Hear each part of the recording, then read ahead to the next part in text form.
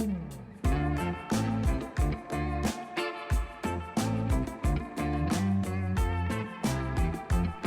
everybody, I'm Jodine from Gentle Footprints, and we're here today at the Northern Suburbs Community Centre, a piece of the garden. At Gentle Footprints we very much advocate for healthy soil, healthy plants, healthy people. And one of the techniques we're going to be exploring is looking at a transportable Worm-a-bago. Worms are one of the most magnificent recyclers in our soil. Not only do they transform organic matter, but they also exude an antibiotic through their skin, which helps to keep our soils healthy. But they are just part of the entire soil biome, which is made up of, listen to those beautiful marsulet wings. It's made up of soil microbes, fungi, bacteria, calendula, all sorts of magnificent microbes. In 1 teaspoon of soil, or the size of your thumb, there's more living things than there are people on this earth. So we're going to explore that a little bit today. Here it is, fresh off the production line, our new custom-made Worm-a-bago. Come and have a look.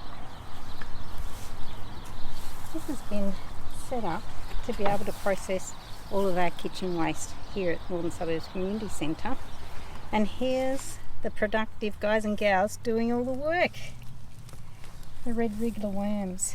Not only is it the worms, but there's also a multitude of soil microbes that make up this system. And they're all working together to produce the most wonderful liquid manure for your garden.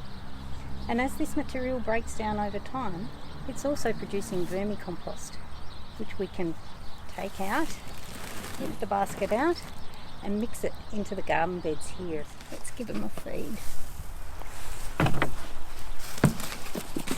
So over time, about a month it'll take to convert this into beautiful liquid and vermicompost that we can add into the garden. The more diverse nutrients that you put in the top, the better the fertilizer will be that goes into your garden. There you go. So we'll just close this up, put in a bit of straw, which acts as bedding for the worms. Close the lid to keep the rats and mice out, and possums. I really love this feature of the system. We can see as the kitchen waste breaks down and turns into liquid, it starts to fill this sump at the base. And we have this hose that is used to show us as an indicator how much liquid there is in the system. It's so simple and effective. All we need to do is tip that into a watering can.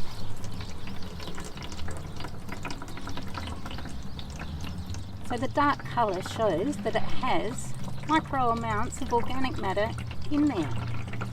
And there are also a plethora of soil microbes in this solution, which are going to go into the soil and help to keep the soil healthy and increase its capacity to be able to break down organic matter and release nutrients for plants. So generally we go for a mixture that is 1 to 10, 1 to 15, 1 to 20, depending on the colour. So the greater diversity of nutrients that you have in your system, the better the mixture is going to be at the base. So we have about 1 litre of the worm juice, and we'll add some of this rainwater to make a 1 to 10 dilution. It's relatively concentrated, but we want it to look about the density of weak tea, so a light brownish colour. And then that's a good indicator that it's the ideal concentration to go onto the garden.